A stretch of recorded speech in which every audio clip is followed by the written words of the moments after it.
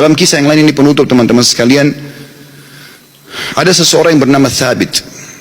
Tidak ada orang yang, atau mungkin sedikit orang yang mengenal siapa itu Thabit. Kali ini anda akan dengar di khutbah Jumat ini siapa orang ini. Thabit rahimahullah seorang yang sederhana di kota Kufa di Irak dan tidak terlalu dikenal pada saat itu. Tapi dia termasuk orang yang bertakwa kepada Allah Subhanahu wa taala, orangnya miskin. Dia jalan di salah satu jalan di Kufa, dia lewati satu kebun apel. Kemudian ada apel yang jatuh dari kebun itu karena matang, jatuh di depan dia. Dia berpikir bahwasanya kebun apel ini, ya apel ini jatuh di jalan, mungkin sudah halal buat saya. Dia ambil sama dia makan.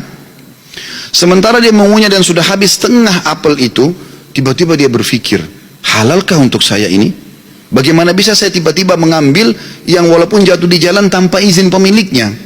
Maka dia berhenti makan, sisa mulutnya dibuang. Ada yang sudah tertelan, ada yang dibuang, ada yang masih tersisa setengah di tangannya. Lalu dia segera dengan ketakutan masuk ke dalam kebun tersebut mencari. Dia temukan ada sebuah rumah gubuk, lalu dia berkata, apakah anda pemilik kebun ini? Dia mengatakan, bukan. Pemilik kebun ini jaraknya 1 hari dari sini.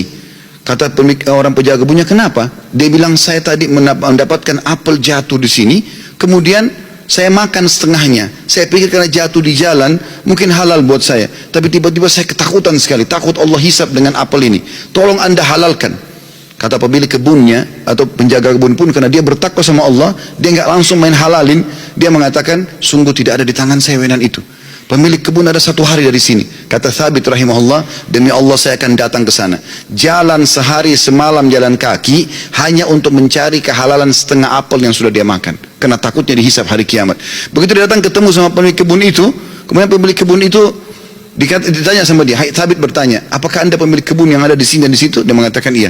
Dia bilang, saya jauh-jauh datang sehari semalam perjalanan karena kemarin kejadiannya begini. Saya temukan ada apel jatuh satu dari pohon anda di jalanan, lalu saya memakannya karena saya lapar. Kemudian saya tiba-tiba ketakutan pada saya sudah makan setengah. Setengahnya sudah ada, sebagian saya makan, sebagian sudah saya buang, ini setengahnya tersisa. Walaupun sudah busuk saya tetap bawa. Tolong halalkan. Orang tersebut melihat halal gitu. Lalu kemudian dia mengatakan, pemilik kebunnya mengatakan, apakah kau jauh-jauh datang untuk itu? Dia bilang iya. Kata pemilik kebunnya, saya akan halalkan sama kamu tapi dengan satu syarat. Kata Thabit, apa syaratnya? Kau harus nikahi anak saya. Kata pemilik kebun itu, kau harus nikahi anak perempuan saya. Tapi kau perlu tahu sebelum kau nikahi, anak saya itu tuli, nggak bisa mendengar, bisu nggak bisa ngomong, buta nggak bisa melihat, dan lumpuh nggak bisa bergerak. Kata Thabit rahimahullah, dalam kisah ini saya pun berpikir pada saat itu, kalau memang untuk menghalalkan setengah apel yang saya makan dan saya lepas hisab hari kiamat dengan cara menikahi wanita yang buta, tuli, ya, bisu, juga lumpuh ini, maka saya akan melakukannya. Maka kata Thabit rahimahullah, orang itu tidak tunggu waktu, dia langsung panggil 2 orang saksi, dia minta, ya, atau dia mengatakan, saya nikahkan kau sama anak perempuan saya Fulana binti Fulana, lalu menikahlah dia. Kata Thabit, lalu saya disuruh masuk ke ruangan untuk bertemu dengan istri saya. Terjadi sesuatu yang unik, begitu saya masuk ke dalam kamar tersebut, kamar itu sangat indah dan bersih. Lalu saya mengatakan, Assalamualaikum warahmatullahi wabarakatuh. Saya kaget, istri saya menjawab salam. Bukankah tadi dikatakan dia bisu? Kemudian saya mendekati dia, kemudian saya mengulurkan tangan saya, dia mengulurkan tangannya untuk menjamah tangan saya. Bukankah tadi ayahnya mengatakan dia adalah orang yang lumpuh? Kemudian pada saat saya salam, dia menjawab, berarti dia mendengarnya, berarti dia bukan tuli. Lalu saya mengatakan, tadi waktu saya ditawarkan nikah sama ayahmu, dikatakan kau itu buta, kau itu tuli, kau itu bisu, kau itu lumpuh, tapi kau bisa jawab dan dengar salam saya, kau jamah tangan saya. Bagaimana penjelasannya? Kata perempuan tersebut, benar perkataan ayah saya. Mata saya memang buta karena selama ini saya belum pernah melihat sesuatu yang haram. Saya buta dari yang haram. Telinga saya tuli dari sesuatu yang haram karena sampai detik ini belum pernah telinga saya dengar yang haram.